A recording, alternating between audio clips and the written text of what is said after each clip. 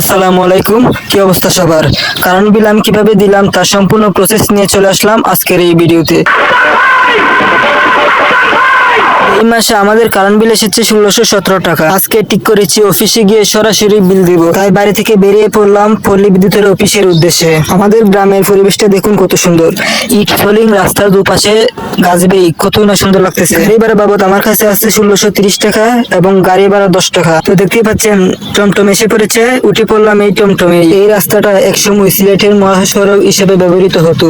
Barrister সুমনের বাড়িতে যাওয়ার একমাত্র রাস্তা হলো এটি। সামনে আছে তেলিয়াপাড়া চা বাগান এবং তার সামনে আছে সাতছড়ি জাতীয় উদ্যান। প্রাকৃতিক সৌন্দর্যে ভরপুর সাতছড়ি জাতীয় উদ্যান। এখানেও রয়েছে বিভিন্ন প্রজাতির গাছপালা, পশু পাখি। একবার এসে ঘুরে যাবেন এই সাতছড়ি জাতীয় উদ্যান সোনারঘাট। তো চলে আসলাম আমার গন্তব্যে। তো ড্রাইভার সাহেব আমার হাতে একটা 5 টাকার কয়েন ধরিয়ে দিল। কি বলবো, ডাইনে বামে দেখে আটা শুরু করলাম সামনের দিকে। পল্লী বিদ্যুতের বর্তমান অফিসটা কত সুন্দর করছে। এটা আগে ছিল পতিত জমি। মূল অফিসের পিছনে রয়েছে সুবিশাল ভবন। কর্মচারীরা মূলত এখানে কোয়ার্টারে থাকে। গেট দিয়ে ঢুকে প্রথমে সিরিয়াল ধরার জন্য চলে আসলাম লাইনে। এটা কোন দেশ? বাংলাদেশ। বাংলাদেশ? ভবিষ্যতের বাংলাদেশ। লাইনে দাঁড়িয়ে বোরিং ফিল করতেছিলাম, তাই ভিডিওতে আমাকে দেখানোর চেষ্টা করতেছি এবং আশেপাশে পরিবেশটা কিরকম সেটা ঘুরিয়ে ফিরে দেখাইতেছি। এদিক ওদিক ঘুরে অনেকক্ষণ লাইনে দাঁড়িয়ে বারবার শুধু কারেন্ট বিলের কাগজটার দিকে তাকাচ্ছি। অফিসিয়াল লোক দেওয়ার কারবার নিয়ে অনেকক্ষণ হাসি ঠাট্টা করা হলো।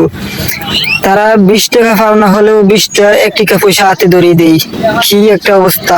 এক মামারে 4টে 1 টাকা পয়সার সাথে একটা আটানা পয়সাও হাতে ধরিয়ে দিছে।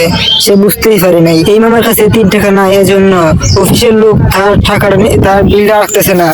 অথচ আমরা 5 টাকা বাংতি না থাকলে 5 টাকা অফিসে দিয়ে আসি। যাই হোক, অন্য একজন থেকে 2 টাকা দাঁড় করে অফিসের লোককে দিল। তারপরেও 1 টাকার জন্য অনেক কথা শুনতে হলো এই মামাকে। বলতে না বলতেই আমার হাতে 3টা পয়সা ধরিয়ে দিল। কি হতো 2 টাকা একটা নোট দিলে? মাধবপুর সোনারঘাটের ভিতরে কোনো দোকানে 1 টাকা 2 টাকার পয়সা চলে না, অর্থাৎ সম্পূর্ণ অচল। যাই হোক, আজকের মতো আমার কারেন্ট বিল দেওয়া শেষ, তাই বেরিয়ে পড়লাম। সামনে দেখলাম একটা টমটম, তাই এতে উঠে পড়লাম। দেখতে দেখতে গাড়িতে বসে আবারও এক ঝলক নিজেকে দেখিয়ে দিলাম। সাধারণ মানুষ থেকে জানতে পারলাম তাদের কষ্টের কথা, যা নিয়ে সরকারের নেই কোনো মাথা ব্যথা। সবাই বেশি বেশি করে এই ভিডিওটা লাইক, শেয়ার, কমেন্ট করে দিবেন। ধন্যবাদ। তো আজকের মতো ভিডিওটা এখানেই শেষ করে দিলাম। Mr. Zayan Ken from Bangladesh.